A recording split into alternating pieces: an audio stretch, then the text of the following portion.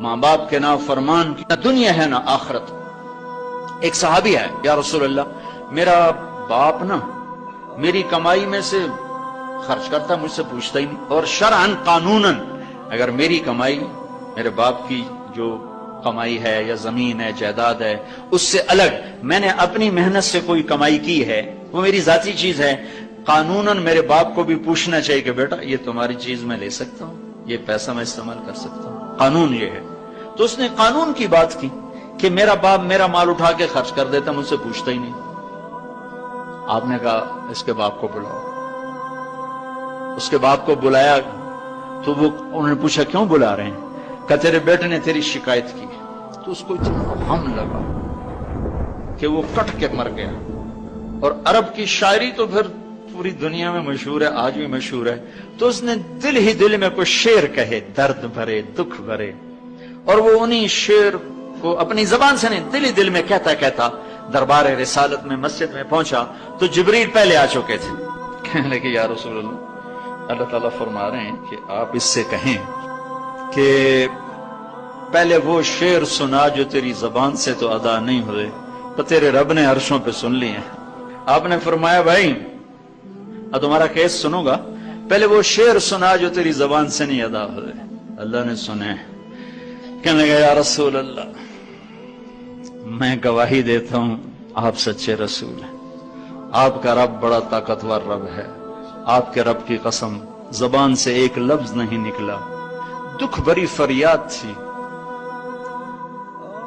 جو دل کی دنیا میں اٹھی اور وہیں گم ہو گئی، سینے سے اٹھی اور سینے میں ہی دفن ہو گئی، پر آپ کے رب نے عرشوں پہ سن لیا۔ آپ نے کہا اچھا سنا تو صحیح میرے بھائی۔ میں کہا جی میں نے کہا بچے جس دن تو پیدا ہوا اس دن سے ہم نے اپنے لیے جینا چھوڑ دیا، ہم نے تیرے لیے جینا شروع کیا۔ گرمی سے لڑے، سردی سے لڑے، موسموں سے لڑے، حالات کے آہنی پنجوں سے رزق نکالا، جبڑوں سے رزق نکالا، جوانی کو قربان کیا، صحت کو قربان کیا، اپنے جذبات کو سلا دیا، تیرے چہرے کی ایک مسکراہٹ دیکھنے کے لیے ساری ساری رات کام کیا، سارا سارا دن کام کیا، کبھی دھوپ میں کبھی سردی میں، کبھی گرمی سے لڑا کبھی سردی سے لڑا، کبھی موسم سے لڑا کبھی بھوک سے لڑا، تجھے کھلایا خود بھوکا رہا، تجھے پلایا خود پیاسا رہا، تجھے چھاؤں میں لٹایا خود دھوپ میں بیٹھا، تجھے سکھ پہنچایا خود دکھ جھیلا، میری تو زندگی پھر تیرے لیے ہوگی، میں نے اپنے لیے جینا چھوڑ دیا۔ جب کبھی تو بیمار ہوا تو ساری رات میں اور تیری ماں تیرے سرانے بیٹھ کے دھڑ دھڑ دل دھڑک رہے ہوتے تھے، کہیں مر نہ جائے، کچھ ہو نہ جائے۔ ہسپتال پہنچیں، ڈاکٹر کو بلاؤ، ٹیکسی بلاؤ، گاڑی بلاؤ، رکشہ بلاؤ، جلدی سے ہسپتال پہنچاؤ۔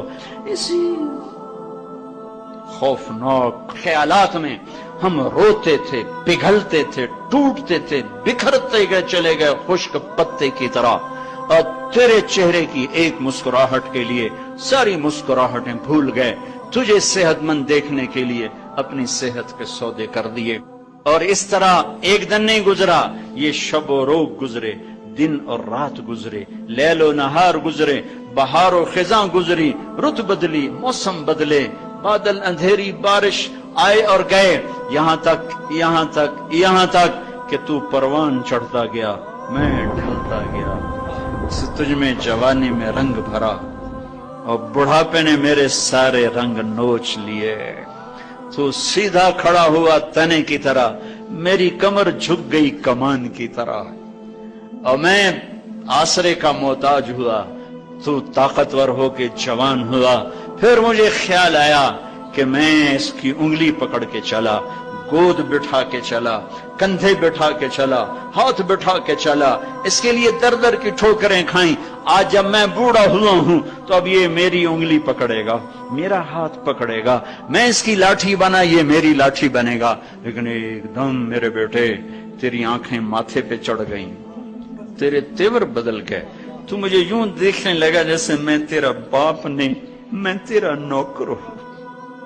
تو میں نے اپنی زندگی کو جھٹلا دیا اور میں نے کہا میں خواب دیکھ رہا تھا کہ میں باپ ہوں، نہیں میں باپ نہیں، میں نوکر ہی ہوں، میں پڑوسی ہوں.